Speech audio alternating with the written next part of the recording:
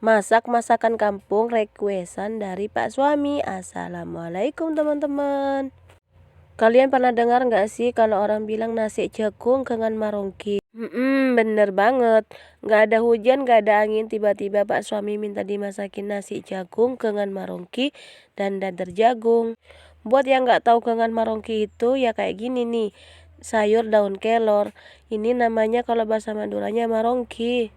Walaupun sebelumnya aku belum pernah masak, tapi ya udahlah kita nyoba aja. Tapi aku pernah lihat orang buat gangan marongki dan nasi jagung. Nasi jagungnya nggak seluruhnya aku mau pakai beras jagung, tapi aku mau campur dengan beras putih. Beras putihnya pakai 1 gelas aja. Terus kemudian dicampur dengan beras jagung.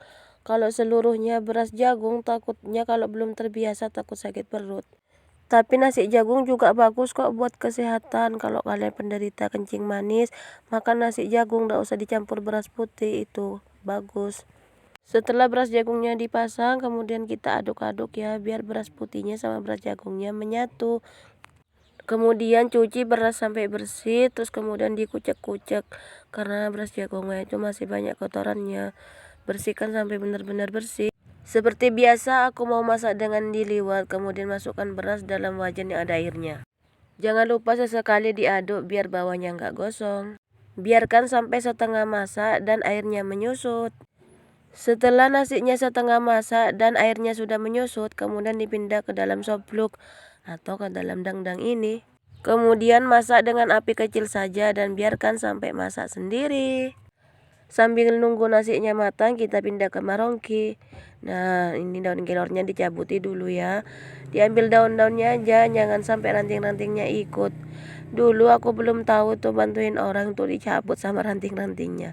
Ternyata nggak boleh katanya, harus pakainya cabut daun-daunnya aja. Sayur daun kelornya mau aku tambahin irisan jagung. Nanti mau dihalusin bersama bumbu-bumbunya. Kalau bahasanya orang sini tuh mau dikasih maloko. Tapi bahasa Indonesianya apa ya? Buat teman-teman yang tahu tuh ya bantu jawab. Maloko tuh apa ya kalau bahasa Indonesianya? Terus bumbunya cuman bawang putih sama sedikit kencur aja, gitu doang, nggak ada lagi. Buat garam dan penyedapnya nanti ya dikasih belakangan. Kemudian diulek sampai halus. Kalau soal tambahan jagung itu nggak apa-apa kok nggak dikasih, kalian mau polosan aja, daun kelor aja juga nggak apa-apa kok, itu tergantung selera kalian masing-masing. Kemudian siapkan panci dan masukkan 2 gelas air. Jangan banyak-banyak, airnya dikit aja. Kemudian masukkan bumbu tadi yang udah dihaluskan. Aduk-aduk sampai tercampur rata. Setelah semua bumbunya dimasukkan, kemudian tutup dulu dan tunggu sampai airnya benar-benar mendidih.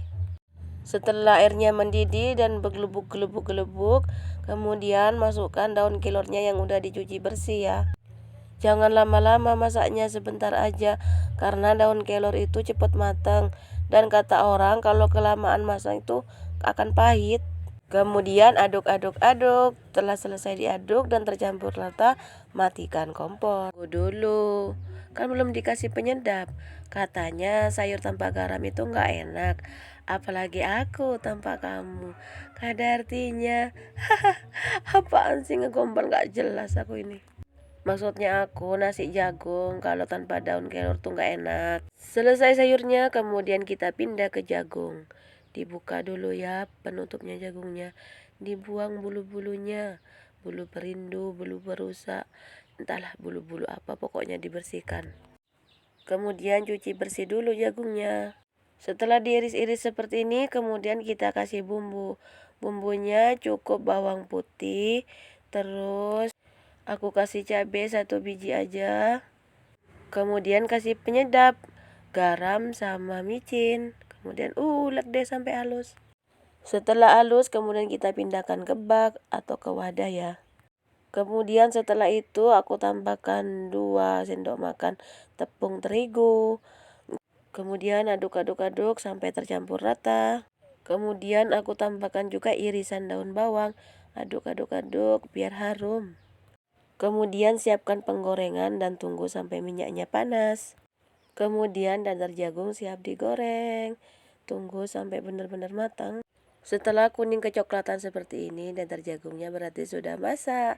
Kemudian angkat. Kemudian yang terakhir aku mau goreng ikan teri. Terlebih dahulu aku kasih irisan daun bawang biar harum. Terus kemudian setelah layu aku masukin terinya. Terinya kali ini besar-besar. Kemudian cukup taburi bumbu kaldu aja sebagai penyedapnya. Goreng-goreng-goreng, kemudian angkat. Dan terakhir aku mau buat sambal. Pak suami bilangnya buje teres aja. Buje teres itu cukup cabe, terus garam, sama micin gitu doang. Langsung ulek deh sampai halus. Kemudian sambalnya kalau udah halus, aku mau tambahin dengan serutan mangga. Diaduk-aduk ya sampai tercampur rata. Ini aku udah ngiler nih. Dan akhirnya menu requestan Pak suami udah selesai. Nasi jagung, dadar jagung, sayur kelor, ikan teri, dan sambal pencit mangga. Lama-lama lagi langsung kita eksekusi. Nasi terus tambahin sayur, ikan-ikannya jangan lupa. Ikan terinya juga, sambalnya juga jangan lupa. Kemudian kita makan. Seperti biasa, aku akan pakai tangan. Aku udah cuci tangan dulu. Guys, jangan lupa kita berdoa dulu. Bismillahirrahmanirrahim. Allahumma barik lana fima razaqtana wa qina adzabannar. Yuk kita makan. Enak ternyata. Alhamdulillah, padahal aku baru pertama loh masak kayak gini. Ternyata enak. Gue coba mangganya ya, ternyata kecut, sampai mataku ngerem-rem. Tapi enak sih, seger-seger walaupun kecut sedikit, gak apa-apa. Kalau kalian ngiler dengan masakanku atau dengan makananku, kalian boleh masak di rumah masing-masing. Ngomong-ngomong, di daerah kalian ada nggak daun kelor? Mungkin videoku juga cukup sampai di sini ya. Sampai ketemu di konten memasakku selanjutnya. Semoga hari-hari kalian menyenangkan. Assalamualaikum, dadah.